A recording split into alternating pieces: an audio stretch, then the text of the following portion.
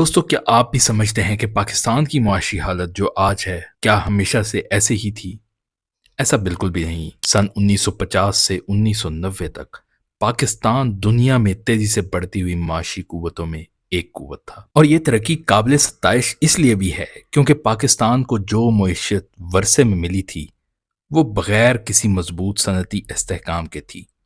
80 लाख लोगों की आबादकारी करना थी, अपने से मजबूत और बड़े मुखालिफ से 1948 और 1965 में जंग करना थी, अपने मशरकी हिस्से को खोना था और इससे बढ़कर 1980 में सोवियत यूनियन की अफगानिस्तान की सरजमीन पर जंग के असरात बर्दाश्त करना था। जहां पाकिस्तान को इतने चैलेंजेस दरपेश थे, वहीं भारत 3% पर एनम की ग्रोथ के साथ तरक्की कर रहा था। फिर ऐसा क्या हुआ कि पाकिस्तान की ये बढ़ती हुई तरक्की पसमानदगी में तब्दील होती चली गई? देखते रहिए तस्करा।